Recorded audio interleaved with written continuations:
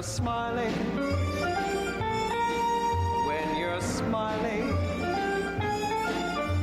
the whole world smiles. New York, a city of lights, of energy, of movement, and every summer for over 100 years, the home of the US Open. It was here that Arthur Ashe became the first African American man to win the title, then used his platform far beyond the court, against apartheid, against AIDS, for people without voices. And he was led first by Althea Gibson, the daughter of sharecroppers who became the first black player to win a Grand Slam. She went on to blaze a trail in professional golf too, and, I think you'll agree, she could sing a bit too. From there, Billie Jean King fought for titles and equality. Borg and McEnroe turned matches into theatre. Venus and Serena carried American tennis to new heights. The stage is the Arthur Ashe Stadium, the largest in the sport, a monument to a player whose influence stretched far beyond the baseline. Night matches run late, because in the city that never sleeps, tennis doesn't stop either. Crowds live every point, loud, smiling, proud. This tournament has given us Super Saturdays, $1 million mixed doubles, and the richest prizes in tennis. It's crowned legends, Federer, Evert, Sampras, Connors. But it's now watched American men wait, more than 2 decades and counting, for another champion from their ranks. The US Open is tennis played to the rhythm of New York. And this is the Sporting Almanac Podcast.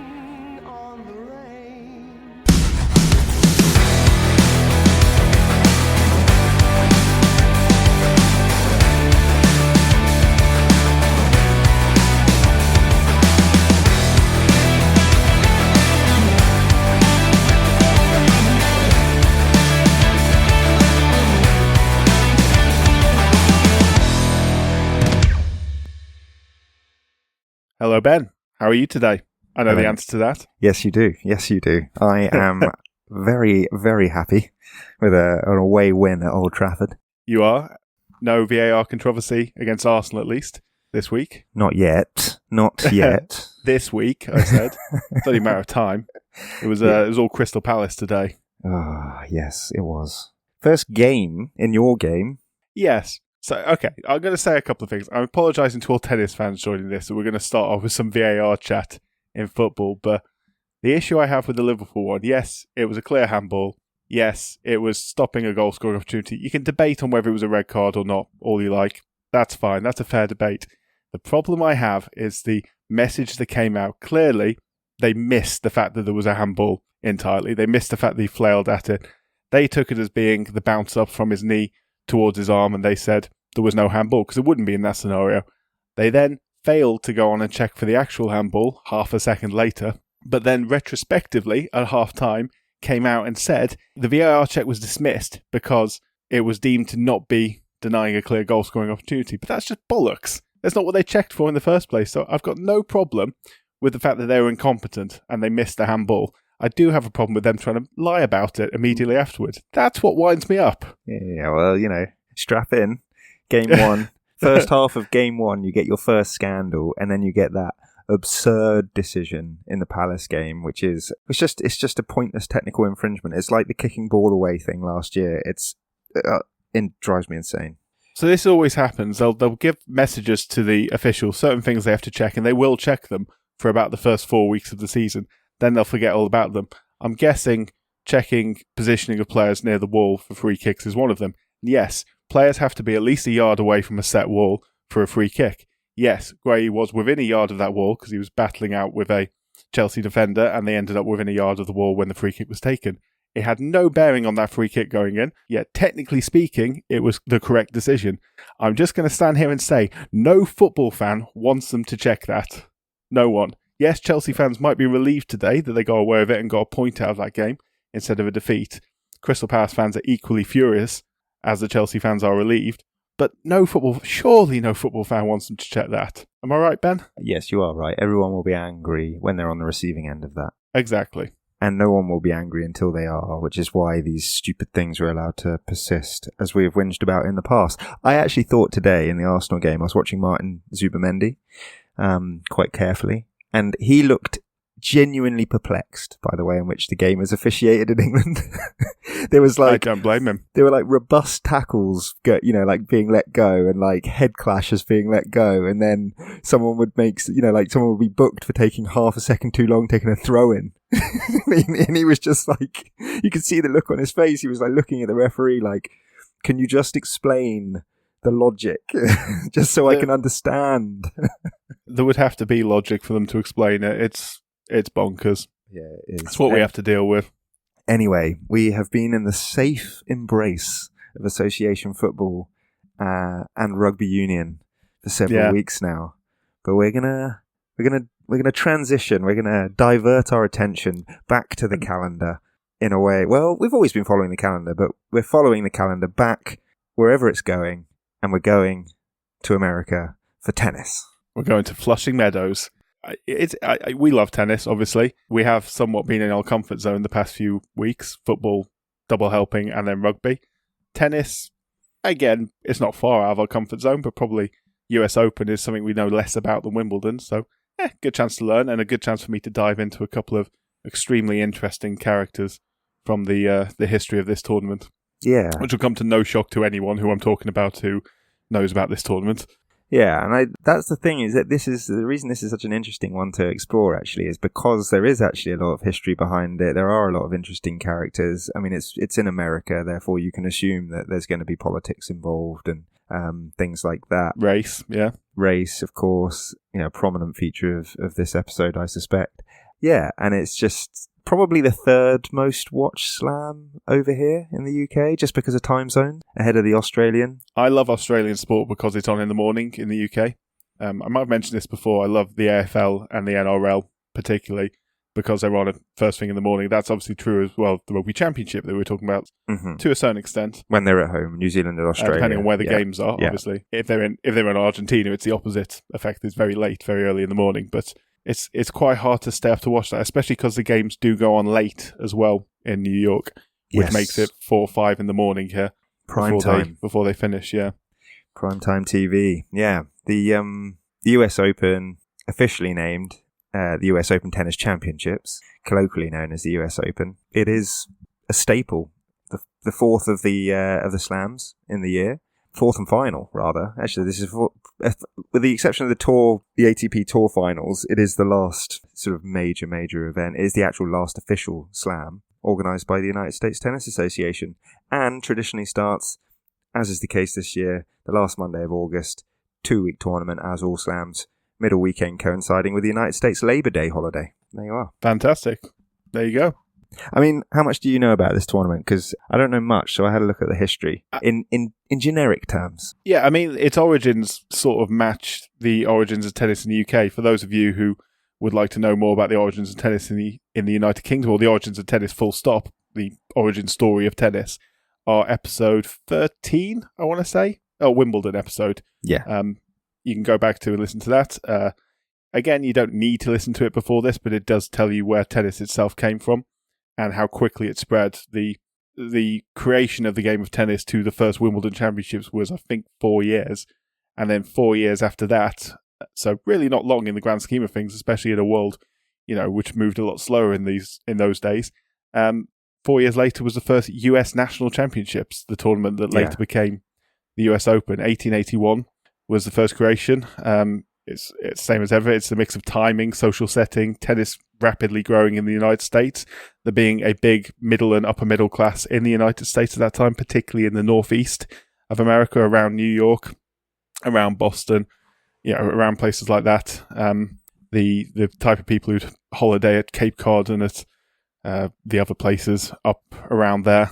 Big boom in the 1870s, same as in England, same reason, same as in the United Kingdom. People with lawns to use, people with wanting to have social functions which were inclusive, wanting to have, women and men in a social situation they could play together. Very similar. And then that came to popularity, clubs founding, and the need for a national championship. Same as what happened with the creation of Wimbledon. So the United States National Lawn Tennis Association, the USNLTA, was founded, and in 1881 they sought to organise and unify the game in America, so establishing rules, coordinating clubs, and most importantly for this episode, creating a national championship to mirror what Britain had with Wimbledon. So the stage was Newport Casino. It was. Yeah. In Rhode Island. It's probably worth mentioning here, in 1881, it was only the men's singles and men's doubles, though. Women would come later. 1887. But sorry, Newport Casino, Newport, Rhode Island. Yeah. So again, it's a place with a lot of elite, a lot of social elite in America. It was chosen both because it had high quality grass courts and because it fit the fashionable image tennis wanted to cultivate worldwide. So in terms of eligibility, only members of US NLTA affiliated clubs were allowed to enter. It made it immediately an exclusive upper and upper middle class competition from the start. So immediately excluded those working class people, excluded lower middle class people, same as the game in the United Kingdom, and a trend which would continue for many, many years. Obviously excluded. It was obviously a very white organisation as well, unsurprisingly, this being America in the late 19th century. Well, indeed. I was going to say as well, for the tennis geeks out there, I think Newport is now the home of the International Tennis Hall of Fame. Oh, cool. That's cool. And there's a grass tournament still held at Newport, I believe, every year. Yeah. There is, yeah, which is one of the few in the grass court season, isn't it? I think we talked about that I think we touched on it, flirted with it in the Wimbledon episode. I think it's a 250 tournament, although forgive me if it's 500. So that's how many ranking points you get for it. It's a 250 tournament, so obviously less prestigious. Prestigious, that's the word, than 500s. And then you get 1,000, which are the Masters tournaments. And then the Grand Slams are all 2,000 point tournaments, just to give you an indication of how it works. So a 250 tournament probably wouldn't attract the number ones in the world unless they were warming up for a tournament like Wimbledon and they wanted to get used to a grass court setting beforehand. I was going to say, I think you're about to sort of start talking about this, unless you want to talk a bit more about the societal context of America at the time. But one of the really peculiar aspects of the US Open is that it has not always been held at the same location. And each tournament that is now played at the US Open wasn't necessarily held at the same venue. And by that, I mean the singles, the men's and women's singles were held at different locations. The doubles were sometimes held at locations. And that changed over time, and it was only unified fairly, in the Open era, basically. But we can go through some of that, because that's kind of interesting. That is interesting. I knew it obviously changed venues. I did not know that individual competitions were held, or individual years had different competitions held at different venues. That is interesting. Anyway, I haven't got much else to add for that, other than the first men's winner was Richard Sears, who won the first 7 tournaments. He was a Harvard-educated player, becoming essentially the first American tennis star, as you can imagine, winning 7 years on the trot. And then the first female tournament was 1887, and the first winner was 17-year-old Ellen Hansel. Yeah. Which is, again, very similar to in the United Kingdom, the first female winners being young women, who were the kind of people who weren't playing for social reasons. They were playing because they bloody loved the game, aged 10, 11, 12, 13, while their older sisters got flirted to. They were just, no, I just want to beat you. Yeah. Might be a similar story there. And one of the fun things is that she's no longer the youngest ever winner, even in the Open era. So we'll come to that later. But you touched on it there. First one was in 1887, but we were talking about how the men's singles event was at Newport Casino in 1881. Well, it stayed there until 1914. But the women's tournament was held at the Philadelphia Cricket Club, so a different location altogether. I'm just amazed Philadelphia had a cricket club.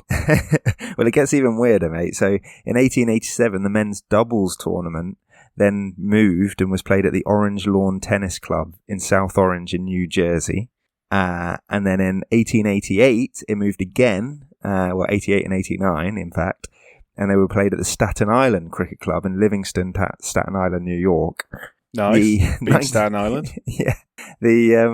It also went off to the St. George Cricket Club in Chicago at one point, and then it was from 1915 that the national championships were located to the West Side Tennis Club in Forest Hills, Queens, New York, for the first time, which would eventually become quite a long-standing host of at least the men's tournament for a while. But it didn't actually quite end there, this is why I find all of this quite fascinating.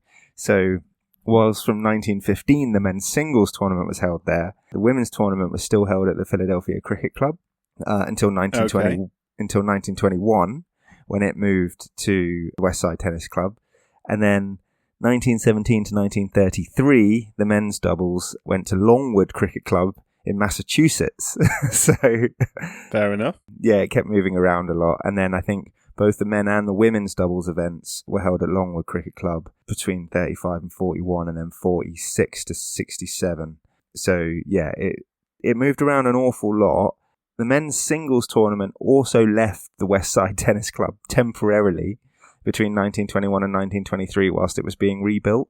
And it went to Germantown Cricket Club in Philadelphia, which is, all pretty fascinating. And this is all pre-Open Era. The Open Era doesn't come along for a while. And I think before we move on to the Open Era and how things progress from there, you wanted to talk about a pretty prominent lady or an iconic woman. Yeah, I'm only going to talk about her briefly. I was actually going to talk about, this is Althea Gibson. I was going to talk about her during the Wimbledon episode, because Althea Gibson is a pioneer in almost every Grand Slam. First winner at Wimbledon, first winner of what became the French Open, and as I will come to now, the first African-American winner of the US Open. I should have mentioned that she was the first African-American winner of these.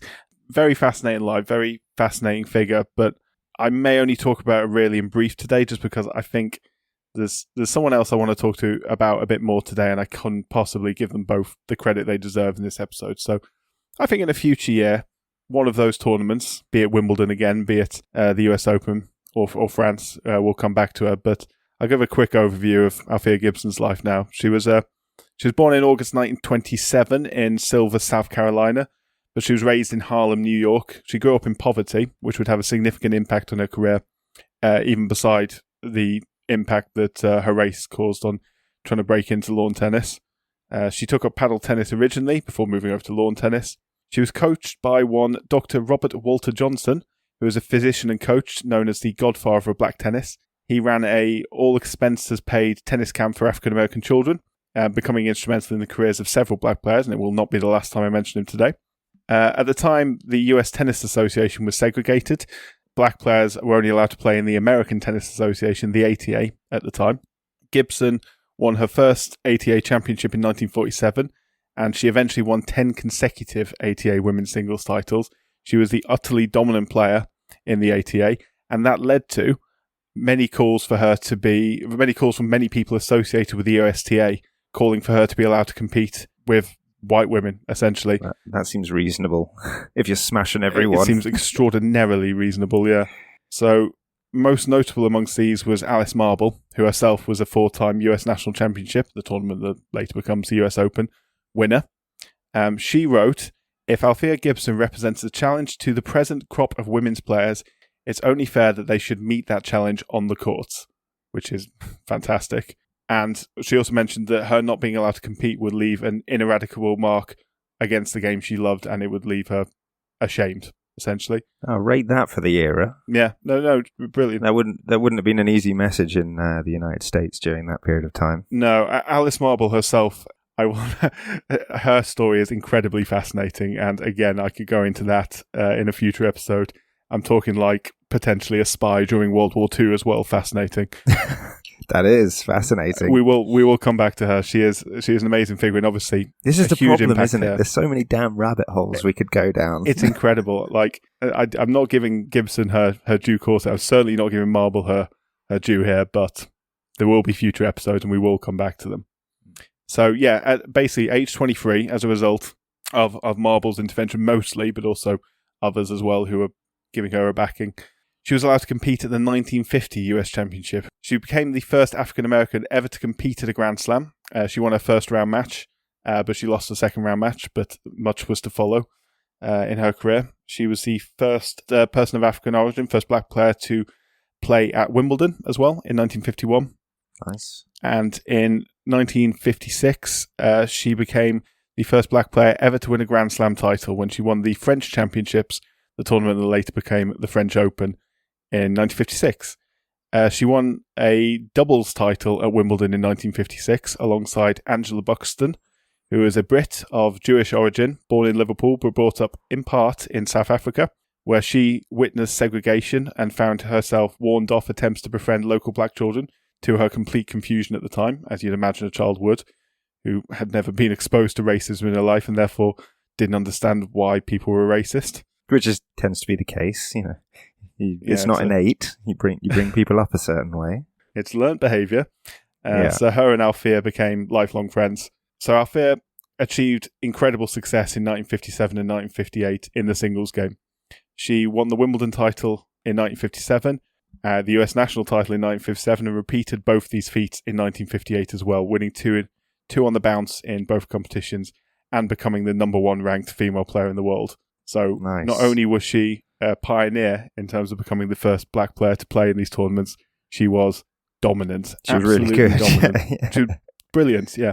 So she was a hard hitter, very aggressive, quite fiery on the court, liked to do her talking with a racket, didn't do so much talking off the pitch, certainly at a time where obviously racial tensions were high, and it was dangerous in many cases for her to speak her mind. This is something that she was taught by her coach, Dr. Johnson, who made sure that his players weren't only prepared for playing the actual game itself, but were prepared for the expectations of them as black players in this society.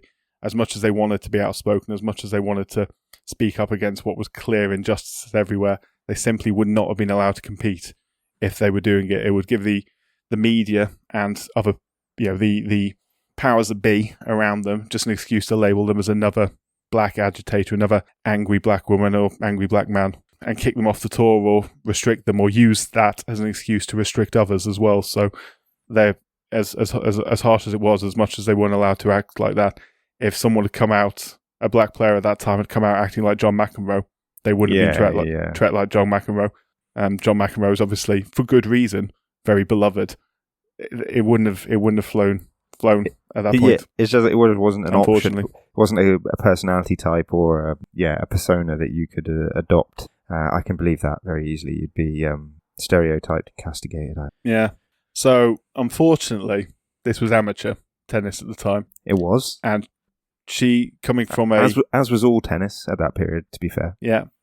So she didn't come from riches, far from it, and it's an interesting thing actually that even within the ATA, when she was playing on the Black Tour, essentially, she was still discriminated against because a lot of the players playing in the ATA Tour, they were black, but they were still affluent. They were still middle class, or even upper middle class people who'd achieved to be fair, in a society where it was difficult for an African American to achieve, but they still looked down on her because she was working class. And because she was working class, she didn't have that base to support her as an amateur player. She wasn't allowed sponsors. She wasn't allowed benefactors. She got expenses and had to muddle her way through the rest, and she had to work around these tournaments, which obviously was pretty much impossible. So as a result of that, in 1958, despite being clearly the best female player on the planet, she retired from tennis because she simply couldn't afford to keep playing it. She did exhibition matches, which were allowed. Didn't she win it in 58 as well? Yeah. That's mad that you can be the US Open champion and feel like you have to retire. So yeah, sorry, go on.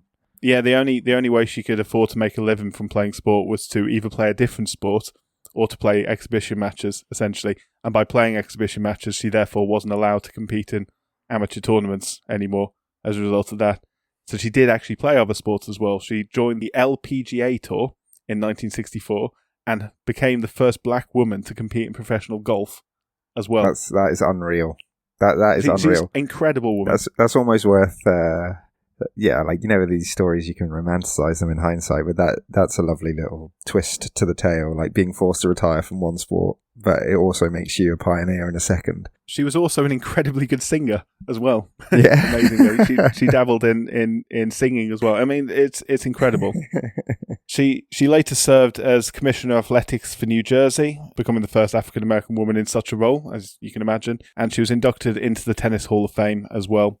But, unfortunately, as you can possibly imagine, she struggled financially and with ill health as well later in life, finding herself close to being destitute in the mid-1990s and contemplating suicide at that point. But her friends came to her aid, led by Angela Buxton. They raised money on her behalf and allowed her to finish her life with some dignity. She died in 2003 in East Orange, New Jersey, aged 76. And, of course, she's celebrated as a trailblazer who paved the way for black athletes like Venus and Serena Williams and, of course, Arthur Ashe. Yeah, who we'll come to very shortly. Indeed.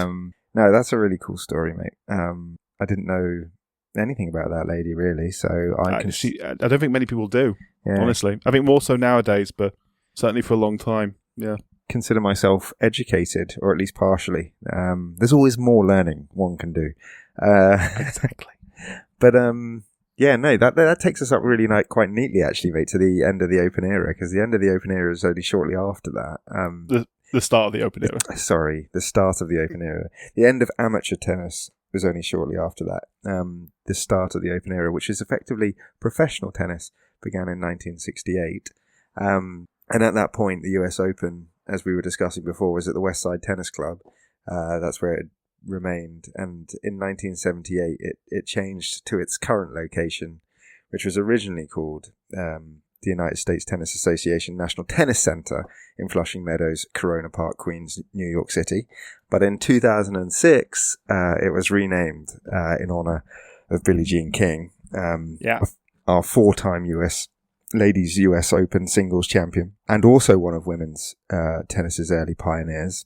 Indeed, yeah. Now it's just known as the USTA Billie Jean King National Tennis Center at Flushing Meadows. Just quickly on Billie Jean King, because it's probably worth throwing her a bone, although I don't intend to go on too long about her because there's lots of people we want to talk about. But she was a pretty big advocate for equality and social justice, and she still is. Yeah, well, she still is. Yeah, she's still going, aged 81. But yeah, she famously won in 1973, aged 29, against Bobby Riggs, who was 55, in the Battle of the Sexes, which is, shows you people's attitudes towards women's sport at that period of time where they thought a former men's number one, age 55, would be better than a 29-year-old women's professional player who was also incredibly successful. So he got it handed to him, which is kind of nice. Yeah, shame.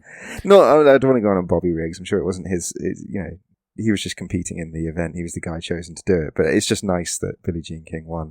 And she also just is kind of like a symbol of the changing of the guard, if you like, because she won the last ever amateur US Open in 1967, beating a Brit, actually, Anne Hayden-Jones in the final.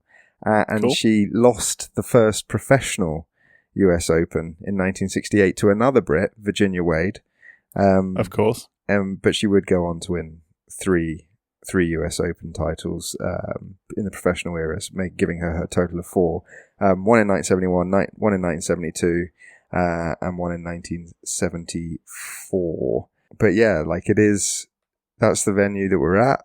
That's the venue that it's been hosted at ever since. I guess it's a good opportunity to talk about it and introduce people to the venue in a bit more detail. Before you do it, I think we can't leave Billie Jean King without mentioning she also won a career Grand Slam, winning all the Grand Slam tournaments, and she won 6 Wimbledon titles as well, which is just ridiculous. Sorry, I mean, I've done her a huge disservice because she was absolutely gun. I was focusing very much on her United States exploits in the majors. I wasn't trying to summarize her career because, yes, as you've just quite rightly pointed out, she won it all.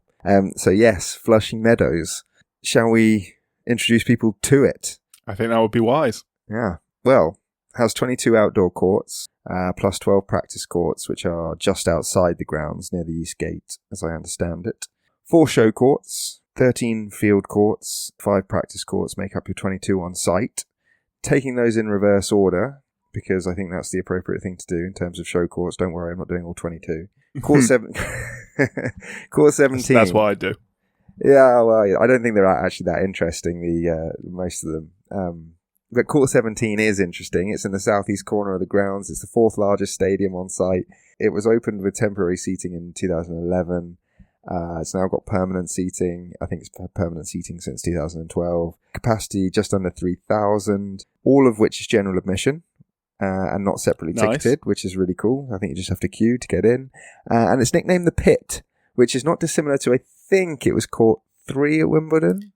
I was going to say, yeah, because it's slightly underground. It's dug into the ground, exactly. Yeah. Sunk 8 feet into the ground. The third largest is the originally named Grandstand, 8,125 all-seater capacity stadium, southwest corner of the grounds, opened in 2016.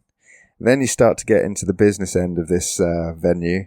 The next largest is the Louis Armstrong Stadium, just over 14,000, cost $200 million to build, opened in 2018. And this is kind of fun though. I like this about the Louis Armstrong Stadium. So you've got 6,400 seats in the lower tier of this stadium, which are ticketed and reserved, and then you've got 7,661 seats in the upper tier, which are general admission and not separately ticketed. Yeah, and that I quite like that. Yeah, it's fun, isn't it? Like, because it allows everybody an opportunity to get to the show courts. Because Court 17 and the Louis Armstrong Stadium, you can get into a general admission, which I think is decent. But that does bring us to the main stage, which indeed is the Arthur Ashe Stadium, opened in 1997, had a £180 million retractable roof installed on it in 2016. It's 23,771 all-seater. It's the biggest tennis stadium in the world. It's iconic, one of the great sporting venues, and it is named after Arthur Ashe, who is an extremely interesting dude. Incredibly, yeah. You're going to take the lead on this because you know more about him than I do.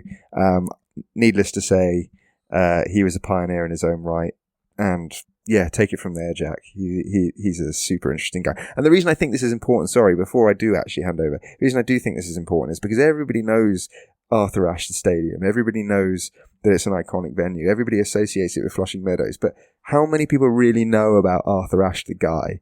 I'll be amazed if many people know this detail outside of America. I would say outside of tennis fans and outside of America, yeah, probably a bit lacking. I think obviously a lot of tennis fans will know about him. Of course. And obviously a lot of people in America will know about him, naturally. But it's honestly, I think in terms of like, you want to pick a top 10 most interesting sports people of all time, I think he is, maybe even the top 5, maybe even threatening the top spot. He is incredible, interesting, an icon, apartheid, AIDS, ATP founder.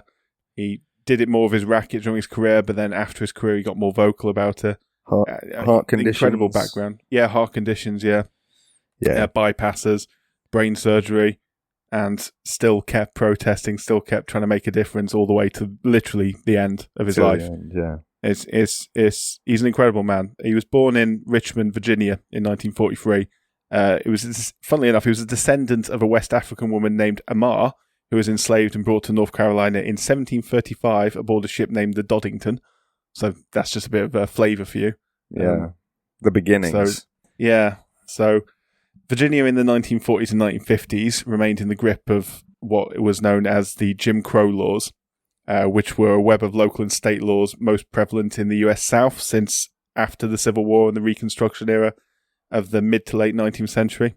Essentially, these laws dictated where black people could live, learn, eat, sit, play sport, designed not only to separate but to suppress, keeping African Americans locked out of the opportunity of their right to vote, their opportunity to pursue personal growth and happiness, and essentially keeping them as second-class citizens long after slavery had ended, or at least slavery had ended officially, because slavery in other forms carried on the back of these laws for many years to come, in terms of the prison system and how easy it was to pin crimes on black people and then get them to essentially work as slaves when all white juries were perfectly legal. So yeah, it was a dark time. It's a crazy context as well to be being brought up in, Like it's within people's lifetimes who are alive today, and it's crazy to think this persisted for so long. And completely alien to those of us that are lucky enough to be born in the last 30, 40, 50 years. Yeah, bizarre. Well, yeah. Bizarre. Other than South Africa, but yeah. Sure, yeah. Well, of course there's exceptions globally. I'm talking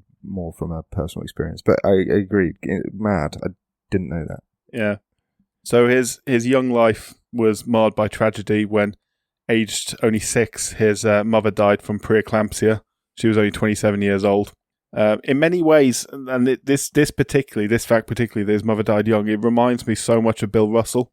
Obviously, we talked about Bill Russell in episode 10, the NBA episode. So there's so many similarities between the two. Although Russell was 9 years Ashe's senior, both were highly intelligent, both were very well-read men, Both experienced segregation in their youth and then found new freedoms eventually when they moved out west, because Ashe went to college at UCLA, Los Angeles.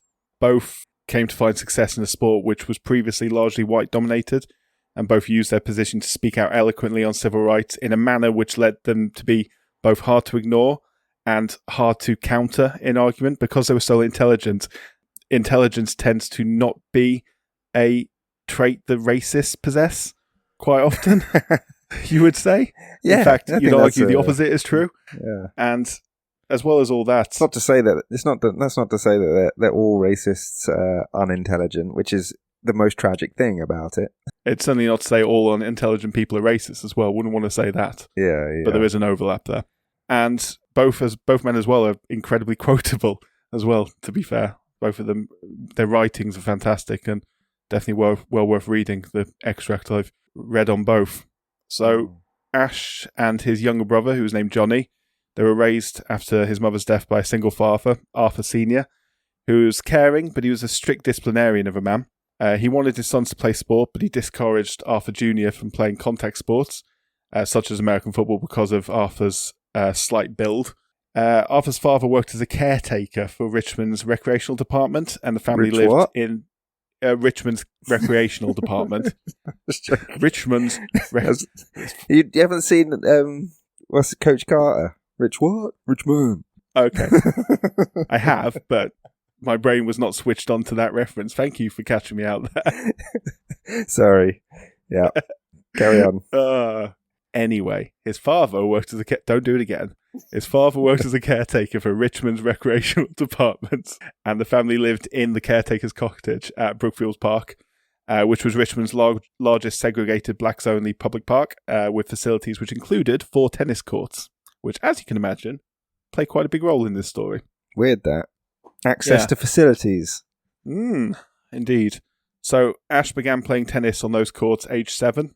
His natural talent was quickly spotted, most notably by a black student and part-time tennis coach, Ron Charity, who at the time was the best black tennis player in Richmond. Opportunities were restricted at that time. For example, in 1955, he attempted to enter the Richmond City tournament at Bird Park, but he wasn't allowed to play. Can you guess why he wasn't allowed to play, Ben?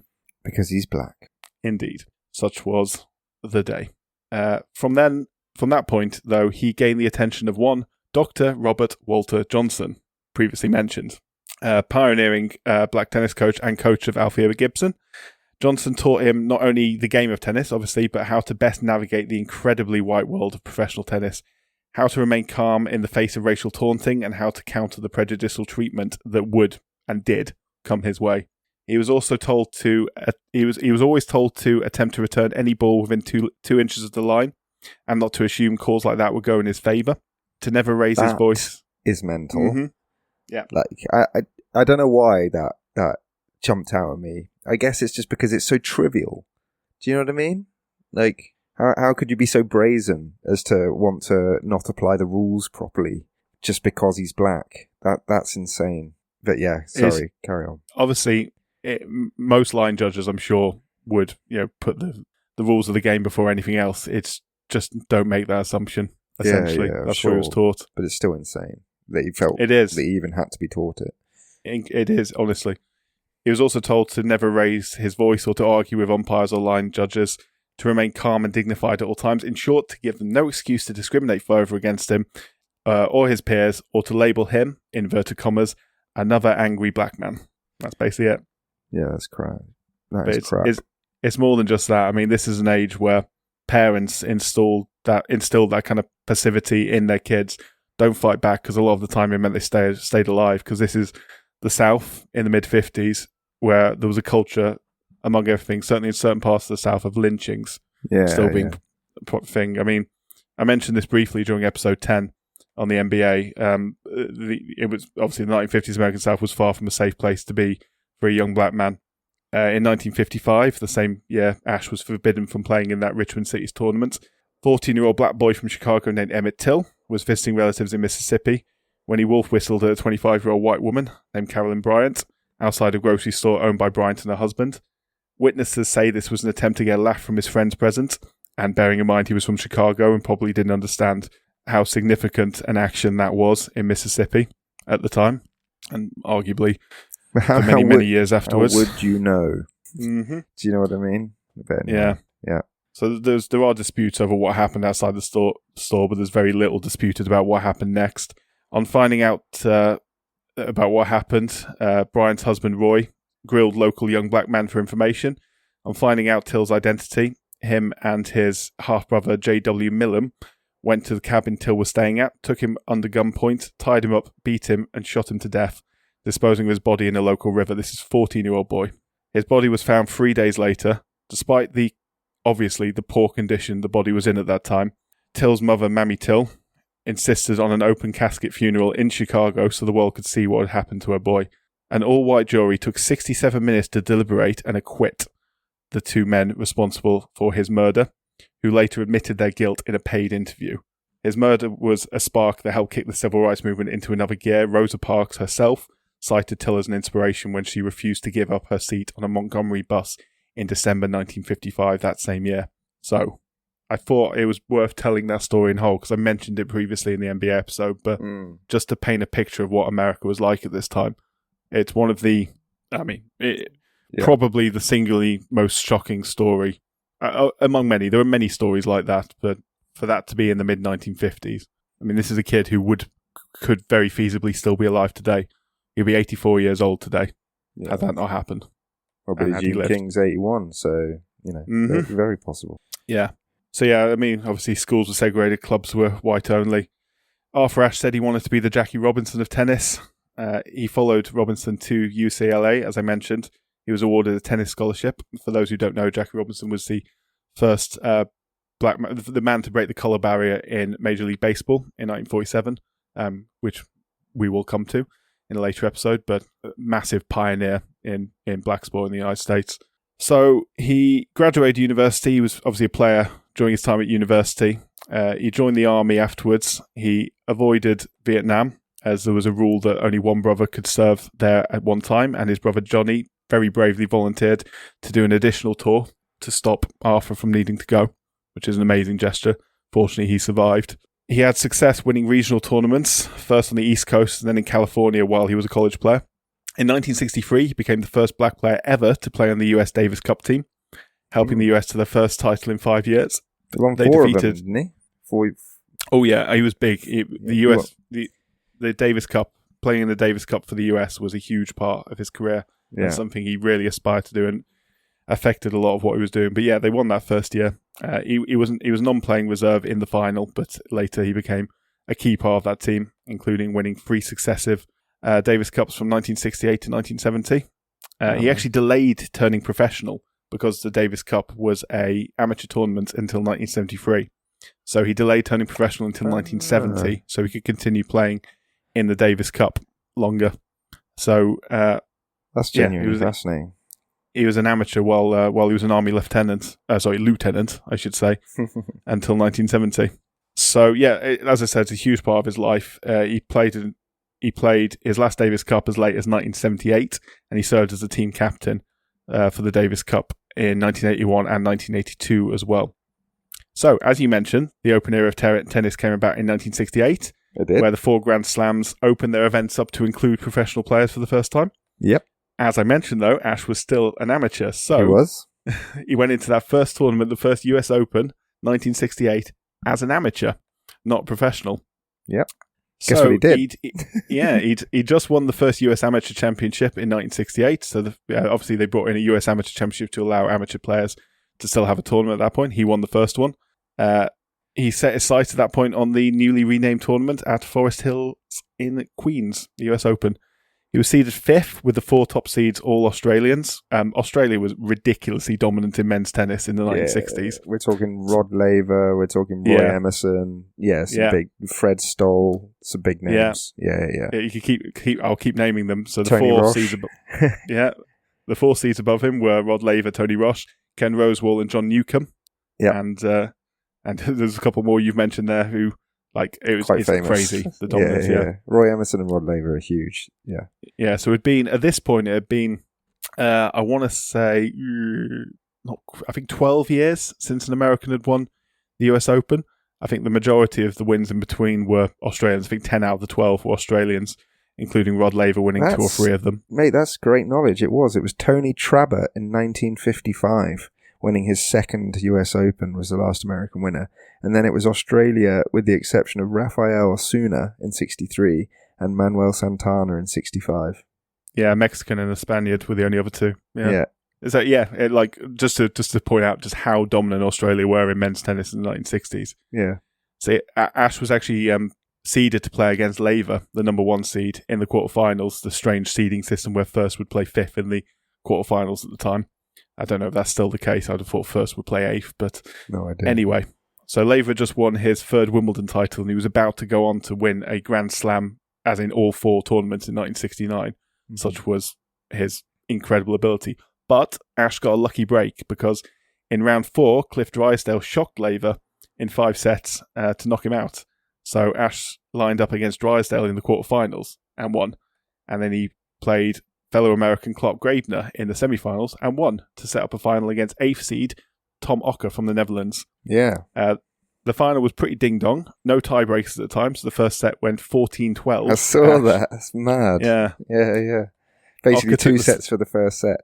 Yeah, it's crazy. So Ocker took the second in 7, and then the 2 alternated 6-3s to set up a decider. But in the decider, Ashe never looked like he'd lose. Took it 6-3, saving his best tennis for the most important part of the match, and sealing the prize, but not the prize money, because he was an amateur. Yep. So the $14,000 prize money, which actually is sod all, compared to modern money, and we'll come to the modern money. what Arthur Ashe did about that as well later. But so that prize money went to Ocker, but all the public acclaim went to Ashe. One of those who acclaimed his victory was Jackie Robinson, who said Ashe's victory would bridge the gap between races and inspire black people all the world over, and also affect the decency of all Americans, which it did, to be fair. He became very popular very quickly, and he also became very in demand as a speaker and as a potential member of the civil rights movement as well, because at this point, this is 1968, and if you recall what was it? It was the Triple Crown episode, wasn't it? Episode 4 was that, where I spoke about 1968 and just what America was like at that point. So obviously amongst the turmoil of Martin Luther King's assassination, 1968 Mexico Olympics, the Black Power protests at Mexico Olympics, that kind of era we're talking about here. So black sociologist Harry Edwards and some others as well called for him to take a more active part in the civil rights movement, to use his position in a quintessentially white sport. But Ashe basically chose to do his talking with a racket at that point, for the time being at least. Yeah. One famous story where he was in a meeting with other prominent figures, and Jesse Jackson, no less, called out and said to him, "Brother Ashe, you need to take a bigger stand. You need to hear your voice here." And he just said, "Sorry, Brother Jackson, that's your style. I do my talking with a racket."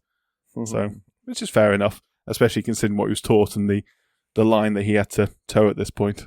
Yeah, so it is profound if you are the only guy that's black that's doing well in what is a quintessentially white sport. Like, do you really need to say anything else? Yeah, like I'm not. Look, horses for courses, and everyone's got their own styles, and it's not for me to comment on what the appropriate strategy was, but I can see the merit in his position. I think history has proven him correct in many ways. I think you can make the argument as well, if he was the stadium's named after him, so I think you're right. If he was as outspoken as those people wished him to be prior to his 1968 US Open win, would he have ever won the US Open? Would he have been allowed to? Would he have got the opportunities he's got? Would he have been treated the same way that he was treated? It's also more of a stretch to ask those people to retrospectively, if you don't build up your credibility incrementally, to retrospectively acknowledge your significance, which leaves a legacy in the way that he has. Yeah. So Ashe himself, actually, he took more significance from being an American winning the US Open than he took from being an African American winning it, because there hadn't been a men's singles winner there, as I said, since 1955. So that 12-year drought was the longest for Americans until the current ongoing and likely to continue 21-year drought since Andy Roddick's 2003 win. Yeah. Man, the Americans dominate their home tournament, so generally speaking. So that is a significant drought. But yes, carry on. Sorry. I was supposed to mention this is in the men's game, because there have been a couple of prominent winners in the women's game in terms of Americans. Don't know if you've heard of them. Yeah, I've heard of a few of them. Yeah. you're talking about the Williams sisters, obviously, but more recently they've only had Coco Gauff and Sloane Stephens since 2014. So it's not looking that strong for them in the women's tournament either, compared to historical terms. But anyway, Yes. Sorry, you are discussing Monsieur Ashe. So, with obviously with the prestige gained from his winning the US Open, he became a bit more of a prominent figure. And one of the first things he tried to do was in 1969, he tried to apply to compete at the South African Open. Now, This is super fascinating. I did read about this. Go on. it is very fascinating. So, obviously, South Africa at the time, under apartheid, had very strict rules on every aspect of life for black people, and also restricted the control of visas to non-white people. So they would allow, and this is a kind of hilarious way of putting it, but they would allow an honorary white visa. So you could be an honorary white person if you were in a position of such importance that the regime felt you deserved it. This was most prominently used for Japanese businessmen, because Japan obviously at the time was a massively growing economy, technology. We were trying to expand globally, and one of the places they were trying to do it was South Africa, so that's why these visas were brought in. However, That's so weird. they declined to give him one. It's so weird, isn't it? Yeah, but anyway, carry on. They declined to give him one in 1969. They declined to give him one in 1970 and 1971 as well. South Africa at this time was under a lot of pressure from many sporting bodies, most notably FIFA, who'd kicked them out in the early 1960s, and then the Davis Cup, under pressure from Arthur Ashe, no less, had kicked them out in 1970.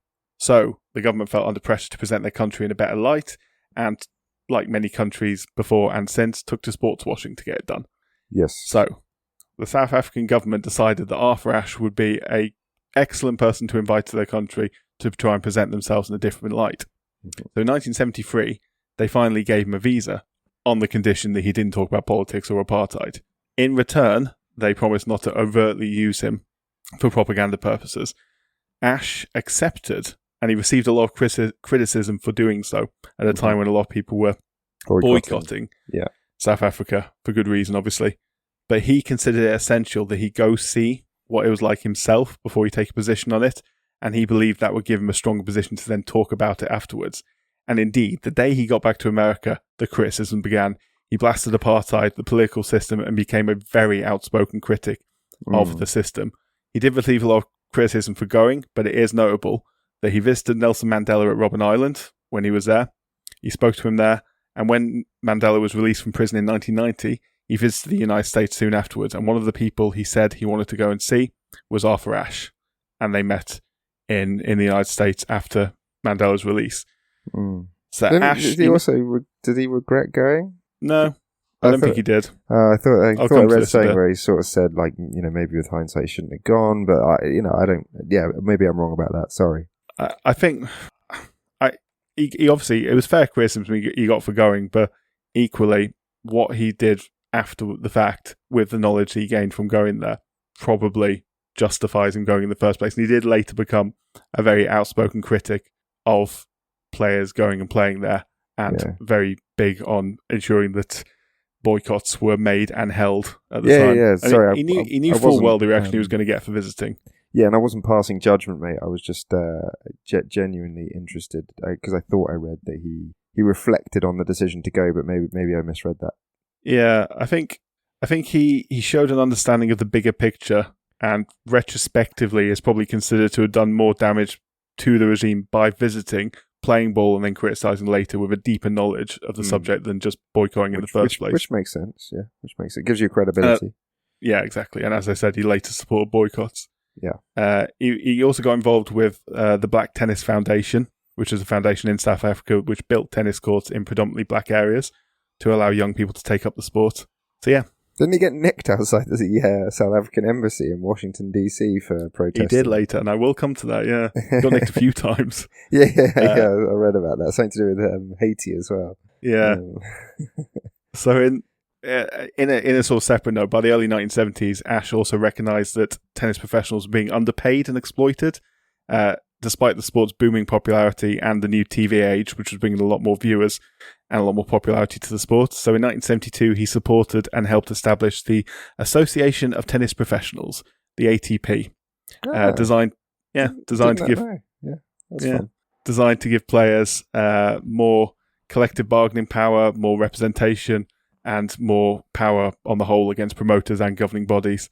He was president of the ATP from 1974, which also coincided with tennis moving towards complete professionalism at that point, with Ashe advocating not just for more money, but also more respect and fairness within the game. So yeah, and on the court as well, he obviously continued winning. He won the Australian Open in 1970, but his biggest dream was to win Wimbledon. And I was going to mention this during the Wimbledon episode, but again, I want to do him justice. He's the man that is at the centre, for obvious reasons, of the US Open, given the name of its lead show court. This is the right place to do it. So in 1975, and I'm sorry I'm going to go off topic and talk about Wimbledon a bit here. In 1975, he got to the final of Wimbledon. He was taking on a young Jimmy Connors, who was the reigning champion at this point. At this point as well, he was in the middle of a libel lawsuit against Jimmy Connors, who had raised essentially tried to sue him and the ATP after Ashe labelled him seemingly unpatriotic for Connors refusing to play in the US Davis Cup team. Something obviously Ashe took great pride in, and as I mentioned, even delayed his becoming professional to continue playing in. So in this 1975 final, Ashe famously took to the court wearing his US Davis Cup jacket. The two men lined up. One was calm, poised, respectful and experienced. One was young, brash, in your face and arrogant at times. Connors was the holder and the favourite. Ashe was the underdog on and off the court. Can you guess who the Wimbledon crowd was supporting, Ben? It's hard to guess.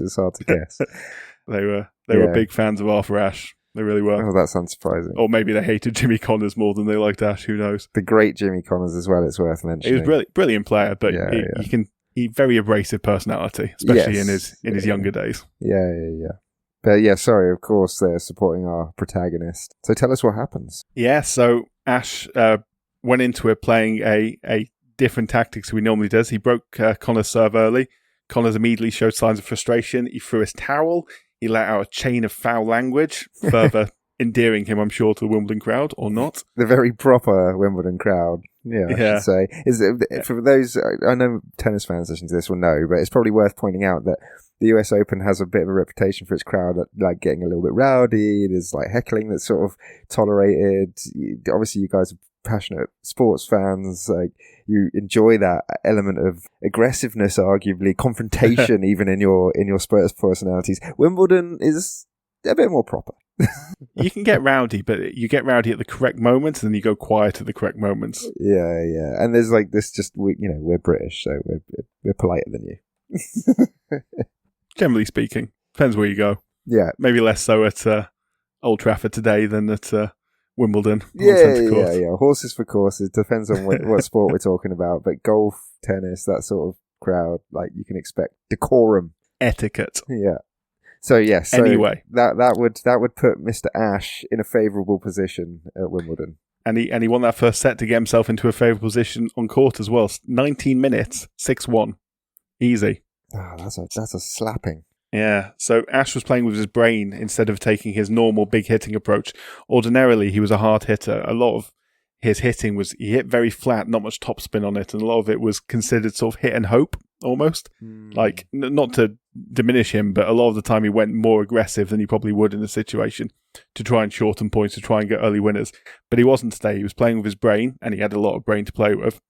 He was taking his big hitting approach, as he normally would go into a game with, would play to Connors' counter-punching strength. So Connors, he wasn't a big guy, and you hit a ball hard at him, he can hit it hard back at you with his timing and technique. You take some power off the ball, he struggles to generate that power himself, so he gets frustrated. You can control him, you can move him around court a bit more. So that was the tactics that Ashe went into that game playing. So yeah, as I say, took the pace off the ball, he varied his play. He frustrated his young opponent. He targeted his forehand, which was more of a weakness in his backhand. But then he lobbed him on the backhand side, which is a left-handed player. It was hard for him to go and get round and get the ball back from. Connors was wound up so badly, he famously lost his cool at one point, responding to a classic Wimbledon cry of "Come on, Jimmy" from the crowd by shouting, "I'm trying, for Christ's sake." Which I think showed how much in his head Ashe was. and Ashe took the second set 6-1. To Connors' credit, and he was a very good player, he came back. He recovered from a breakdown in the third to win it 7-5, but Ashe didn't panic. He stuck to his plan. He kept grinding away, holding off Connors' gritty fight back to seal the fourth 6-4 and the match with it. To this day, he is still the only black man to win a Wimbledon singles title, and he remains only one of 2 black men to win a Grand Slam event. Yeah, that's unreal. I also love how understated you made his opponent in this in this particular battle. This is the 8-time Slam winner, Jimmy Connors. Yeah, I should mention as well. Sorry, I should mention as well quickly. The only other black man to win a men's singles title in a Grand Slam was Yannick Noah, who won the 1983 French Open. Before I forget to mention that, I didn't know that. But yeah, so he didn't just win Wimbledon as the first black guy and only black guy to have won it. He beat one of the all-time greats to do so. Oh yeah, he certainly was one of the all-time greats. Yeah. So yeah, it was a late pinnacle to his career because there wasn't, unfortunately, too many years left to his career after that. The late 70s saw injuries and ill health begin to affect Arthur Ashe. Firstly, a heel injury in I think 1977, leaving him 257th in the world, but he staged a remarkable recovery to end up ranked 13th before the start of troubles, which would change his life and shorten his life, unfortunately. Yeah. Which began in 1979 when he suffered a heart attack, aged only 36 years old. Yeah, well, she was doing training as well, wasn't it? Yeah. Like a tennis center or something. Yeah, he was training some, I think, university-aged people, possibly even younger. Anyway, yeah. But given his obviously incredible natural fitness, this drew attention to something that we nowadays know is all too possible, and that's that even athletes can suffer heart conditions. Yeah. He had a quadruple bypass in December 1979. He officially retired, having attempted a comeback, but experiencing chest pains when jogging. So he decided to retire, and he retired officially on April the 16th, 1980, with a career record of 818 wins, 260 defeats, 51 titles, 3 of which were Grand Slams.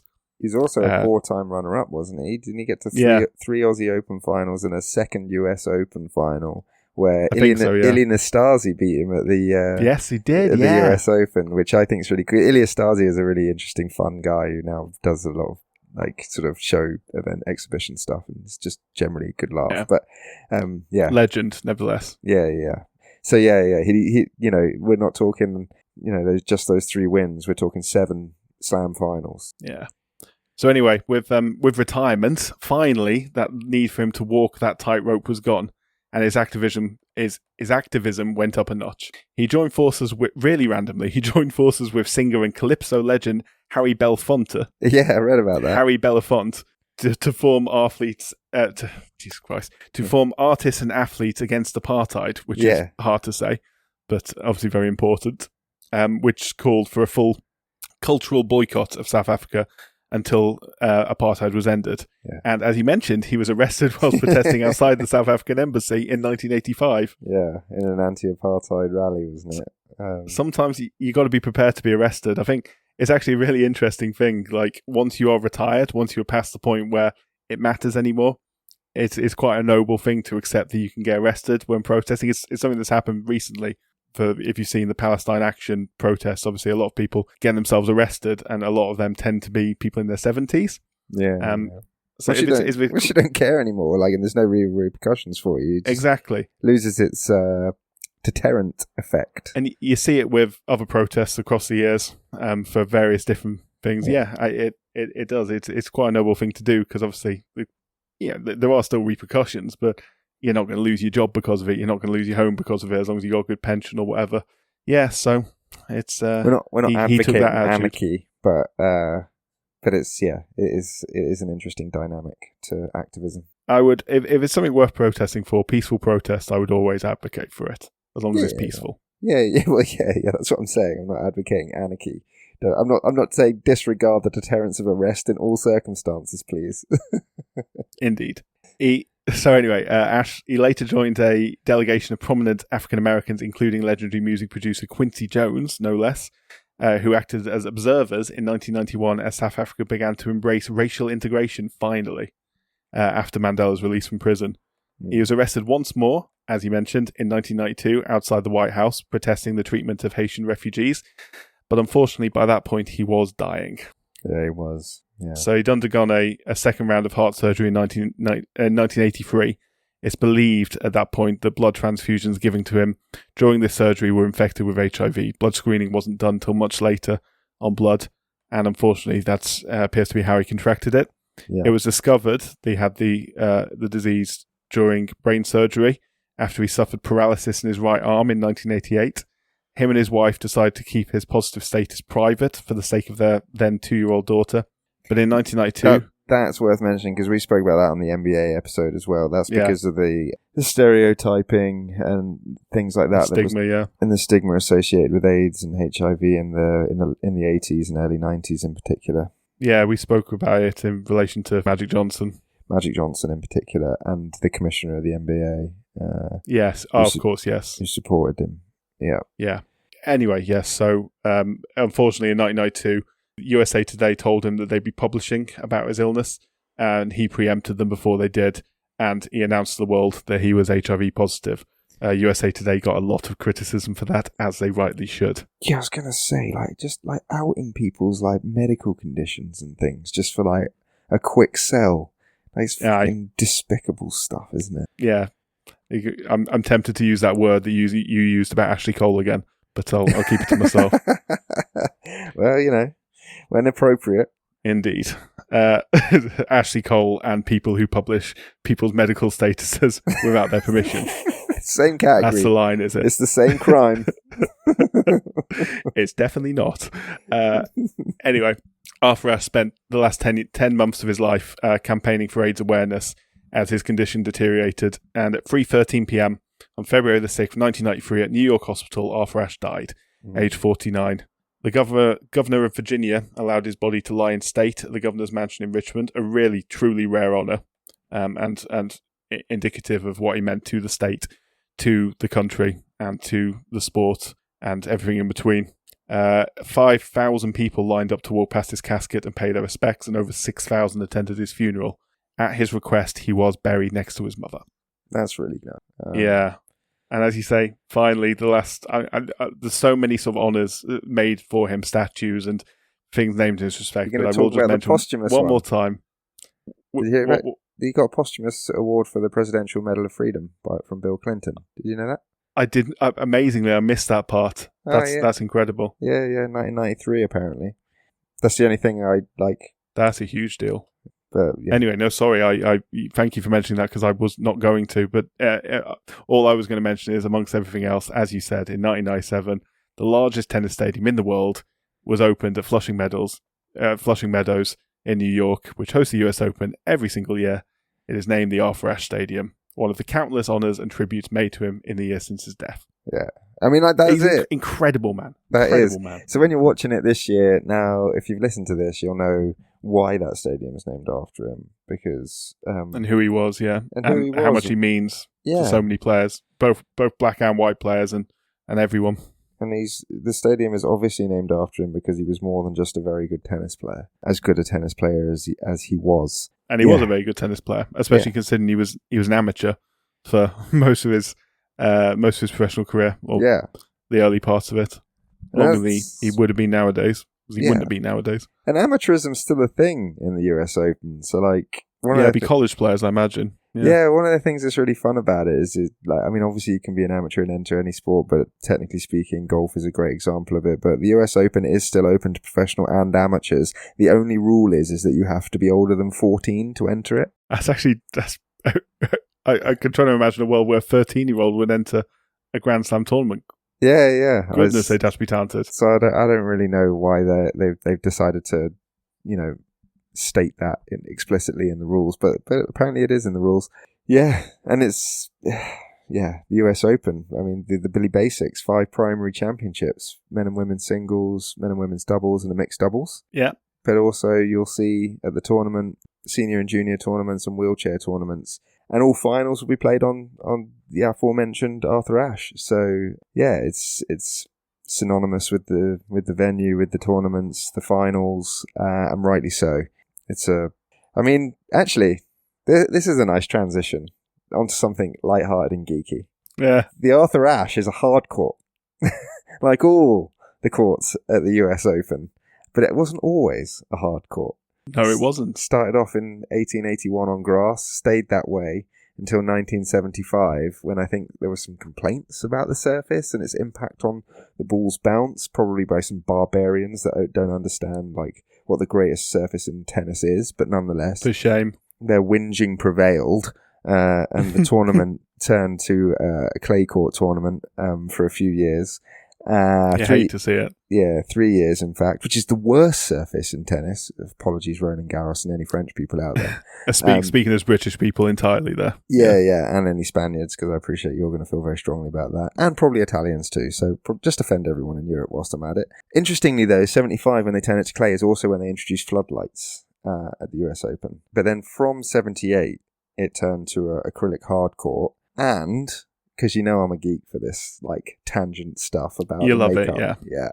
Now, from 1978 to 2019, it was played on a hard court surface provided by Pro Deco Turf. Usually, hard courts are made from asphalt or concrete and then covered with an acrylic resin to seal the surface and mark the playing lines, whilst also providing a degree of cushioning to the player's feet. It's weirdly not that easy to maintain. You have to brush it regularly. You have to pressure wash it with cleaning solution, and you have to treat it with chemicals to prevent the growth of certain mosses and algae. Fair enough. It also is painted with an anti-slip paint to give better playing qualities, which also enhance player safety and performance. So Good that's for them. fun, isn't it? Yeah. And the Pro Deco Turf was constructed of layers of acrylic resin made from rubber and silica, multi-layered cushioned surface, classified as medium fast, but recently Laycold, who are another hard court surface provider, acrylic hard court surface provider, have now got the contract for the US Open and do so for the next 5 years. Made of the same stuff. Apparently the difference is that Laycold have a thing called a Laycold Cushion Plus surface, which, I don't know, does something to do with force reduction and cushioning under the feet. But it's the same surface as used at Indian Wells, for what it's worth. Fair enough. We'll have to try and get a salesman on next time to explain it better. Yeah, and the Pro Deco Turf stuff's still used around the world, like Shanghai Masters and that sort of thing. So they haven't gone out of business or anything like that. So let's not worry about the contract being lost at the US Open. I'll sleep well tonight knowing that. And just to round this off, in explaining the makeup of the court, it's been painted a shade of blue, trademarked as US Open blue since 2005. Fair enough. Inside the lines only, in order to make it easier to see the ball on television and for players and spectators as well, their visibility. The outside, and this is the reason why this was done, I think, is because the outside of the lines is still painted US Open green. And obviously the balls Indeed. are a luminous yellow. Is it yellow? I guess it's yellow. CC David Attenborough. I was going to say, we could have gone into this debate last time. I'm not sure we did, but green, yellow. It's a matter of debate. I'd say it's yellow. Yeah, I would go They're yellow. bright. So. They're certainly bright. That's it. That's all I had on the surface. Money? Always. Yeah, I mean, What's the point of sport without it? Yeah, I mean, it's probably worth mentioning that the International Lawn Tennis Federation didn't actually officially designate the US Open as a world major until 1924. So, it was actually quite a while after its inception, 40 years before it became considered a major. That, however, has not held it back financially. It is truly, truly American. It is the most lucrative of the majors. You are remunerated extraordinarily well if you win here. Do you want? I heard. I heard the number a few days ago, and it blew my mind. So I won't give it away. You just say it because it is ludicrous how much you get paid for winning this thing. $5 million US dollars. For the winner. That's men's singles and women's singles. Yeah. And the runner-up gets $2.5 million, which is... good consolation prize. That is not bad. It gets worse, mate. Like, I say worse, better, depending on how you're looking at it. £1.2 million for reaching a semi-final. Over $500,000, dollars. Over $500,000 for reaching the quarterfinals. $660,000 The last 16 gets you $400,000. The round of 32 gets you $237,000. Just to get crazy. To get to the second round, you get $154,000. The first round, just to qualify for this fucker, takes you home $110,000. And then this is the thing that really astonishes me. If you get to the third round of qualifying and get knocked out, you'd still take home $57,000. That's crazy. Second round of qualifying, 41, and if you get to the first round of qualifying, you get $27,500. It goes a long way towards establishing, like, if you think about who gets to that qualifying one, if you want some young players who are just newly out of college, just turned professional, if you want to give them a sort of booster to get them through that first year or two, just get them in the qualifying tournament. God. 27,000 right off the bat. Obviously, it's not enough to pay your way through a year in terms of dollars. You need much more than that, but it set you on your way. It's a good start. Wow, especially because that would probably... Especially if you would have win one qualifying round. Yeah, and that would get you... 41 probably could get you through a year. Sponsorship will flow from being in the US Open, qualifiers, etc., etc. You'll be on, presumably if you're doing that as well, you'll be good enough to get onto, the circuit, whether it's 250 or whatever. Yeah, I think one really notable thing as well that needs mentioning is even in the doubles and the mixed doubles tournament, winning it, you'll still get a cool $1 million. Doing it. $1 million. For winning... Mixed doubles. The mixed doubles. £1 million. Jesus. Yeah. Crazy. Anyway. I can see why players take this tournament very seriously, which indeed takes us on to the players, where we can probably finish, to be honest. Yeah. Sorry, I took it quite long with the older Arthur Ashe bio, but no. The Arthur Ashe bio was the centerpiece of this episode with good reason. So the players, let's go. Just the basics like we do. Men's singles, most titles, Jimmy Connors, Pete Sampras, and the Great Federation. This is in the Open era, should point out. Oh, I'm only focusing on the Open era, mate. I don't care for people who won shitloads of stuff in the 1800s. I've already mentioned one of them anyway. Yeah. I think he actually has the most.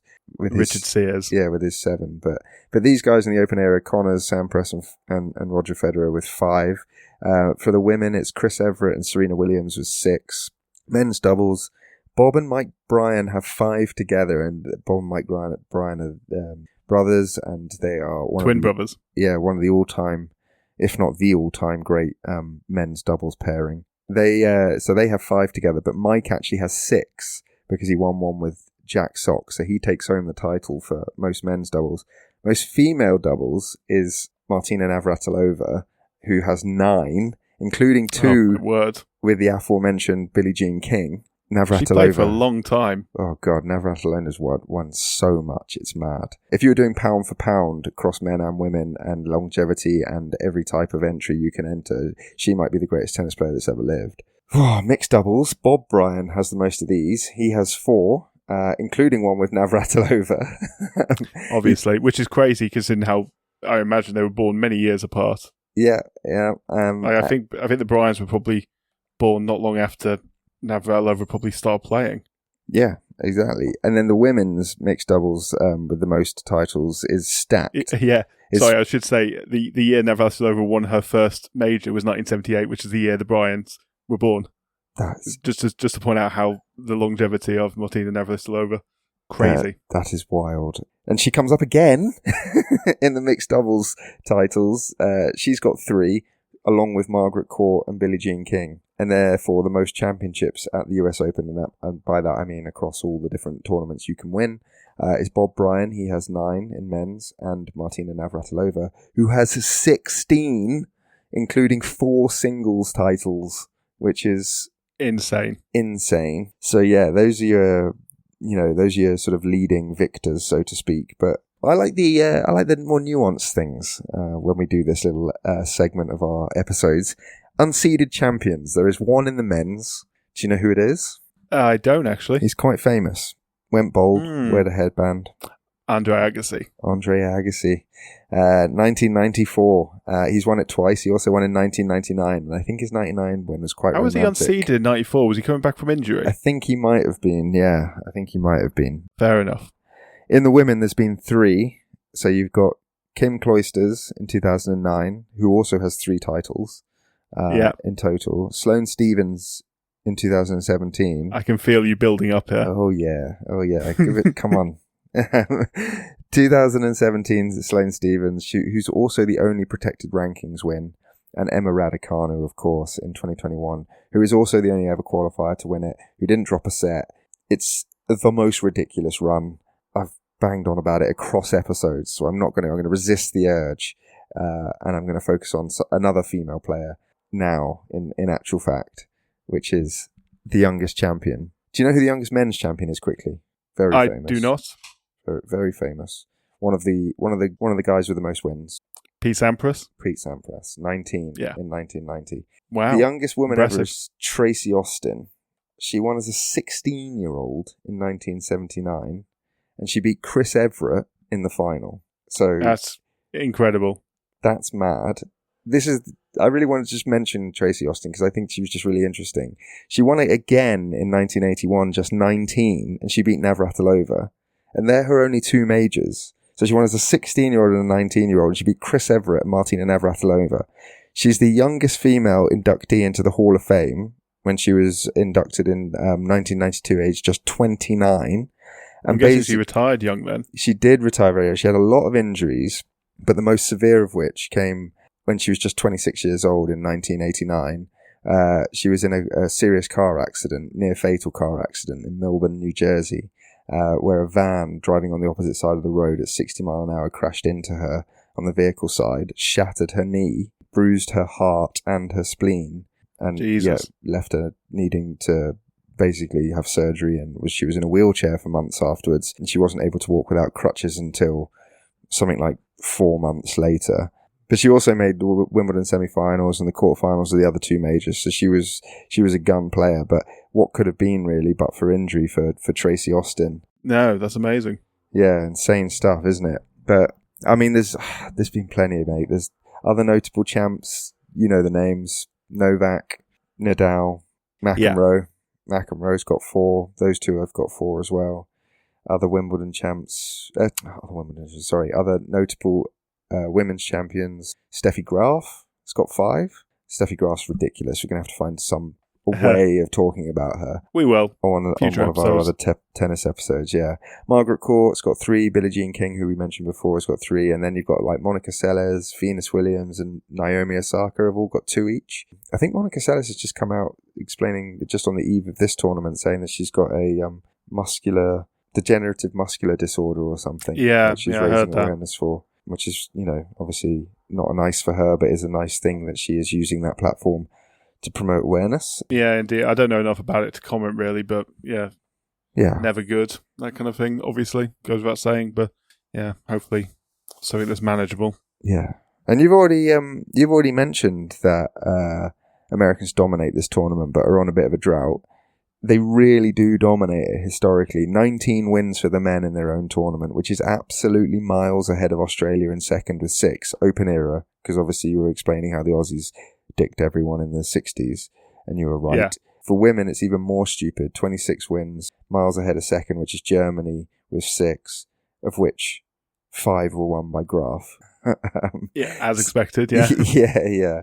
Which leads us to say... And I do have one final little tidbit which I was gonna throw in on player stats. But the current men's champ is Jannik Sinner, who defeated America's Taylor Fritz last year, and the current women's champ is Sabalenka, who defeated America's Jessica Pegula in the final. So the Americans still making finals, just can't get over that hoodoo. Yeah. The thing I was going to sign off with, mate, because I thought you would enjoy this as a little stat to close us off, is Jimmy Connors is the only individual to have won the US singles title on all 3 surfaces. That is actually very impressive. For all the sort of mild criticism I was giving, I don't know if it was criticism, shade maybe, it was going his way before. That is very impressive. Won it on grass, clay and hard court, whilst Chris Everett is the only woman to have won it on 2 different surfaces. She won it on clay and hard court. So, it's going to be good. The main people are going to be the main people that we were talking about in our Wimbledon episode. All the usual suspects. The Holder Sinner's going to be there.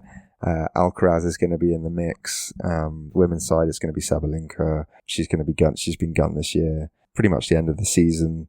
One to enjoy. Yeah, it's going to be good. Yeah, it does occasionally throw up a shock winner as well. US Open. It does. It definitely does. Juan Martin Del Potro, for example. Yeah, Bianca Andreescu for the women in 2019. Flavia Pennata for the women in 2015. I mean, Coco Gauff, she's maybe not a surprise winner, but she's very young. Yeah, so, it does happen. On the men's side, it's been pretty much dominated by the usual suspects, but in and amongst them, you've had a Marin Cilic win, you've had a Dominic Thiem win, which is very niche.